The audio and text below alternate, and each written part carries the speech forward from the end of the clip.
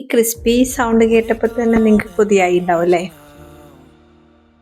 കൊതിച്ച് അവിടെ ഇരിക്കാതെ ഇതൊന്ന് ട്രൈ ചെയ്ത് നോക്കണോ.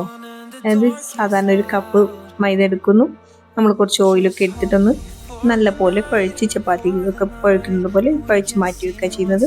എന്നിട്ട് നമ്മൾ കുറച്ച് വെജിറ്റബിൾസ്, സവാള, ക്യാരറ്റ്, സ്വീറ്റ് കോൺ ഉണ്ടെങ്കിൽ സ്വീറ്റ് കോൺ, ക്യാപ്സിക്കം എന്ന് പറഞ്ഞ പോലെ മല്ലിയില എല്ലാം കൂടി ഒന്ന് ഒരു സൺഫ്ലവർ ഓയിൽ ചൂടാക്കിയിട്ട് ഇഞ്ചിയും വെളുത്തുള്ളിയും ഇട്ടിട്ട് അതിലോട്ടൊന്ന് ജസ്റ്റ് വഴറ്റിയെടുക്കുന്നു.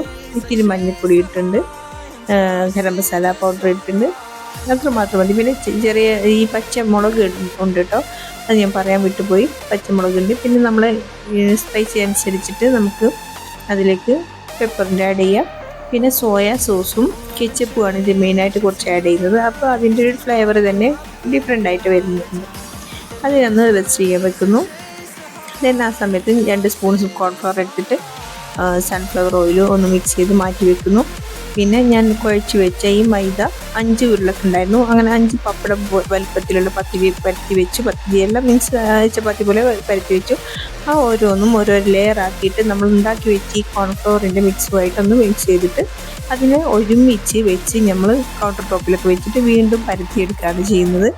എന്നിട്ട് നമുക്ക് ഒരു സ്ക്വയർ ഷേപ്പിലുള്ളൊരു ചപ്പാത്തിയാണ് കിട്ടേണ്ടത്.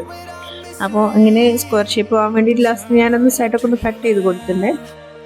എന്നിട്ട് അതിനെ നമ്മൾ ഈ സ്ക്വയർ ഷേപ്പായിട്ട് വീണ്ടും അതിനൊന്ന് ജസ്റ്റ് മടക്കിയിട്ട് കണ്ണച്ചപ്പത്തിരിയൊക്കെ ഉണ്ടാക്കുന്നത് പോലെ ഒന്ന് മടക്കിയിട്ട് വീണ്ടും നമ്മൾ പരത്തിയെടുക്കുക ചെയ്യുന്നത്. കാരണം ഇത് ലെയറായിട്ടാണ്, ഈ സമൂസ ലെയറായിട്ടാണ് നമുക്ക് കിട്ടേണ്ടത്. എന്നെങ്കിൽ മാത്രമേ ആ ക്രിസ്പിനെസ് ഉണ്ടാവുള്ളൂ. അതുകൊണ്ട് ലാസ്റ്റ് ഞാനൊന്നും കൂടെ ഫിനിഷിങ് ചെയ്തിട്ട് പിന്നെ ഒന്ന് കട്ട് ചെയ്തു.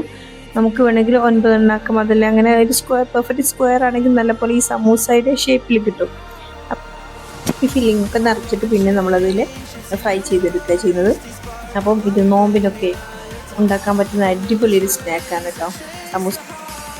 സമൂസ പോലെയാണെങ്കിലും നല്ല ക്രിസ്പി ആയിട്ടുള്ള അടിപൊളി നല്ല യമ്മി ആയിട്ടുള്ളൊരു സ്നാക്കാണ്. അപ്പോൾ എല്ലാവർക്കും ഇഷ്ടപ്പെട്ടെങ്കിൽ ഒന്ന് ലൈക്ക് ചെയ്യാം, സബ്സ്ക്രൈബ് ചെയ്യാം. പിന്നെ ഞാൻ പറയണ്ടല്ലോ, ഒരു സബ്സ്ക്രൈബും കൊടുക്കട്ടോ.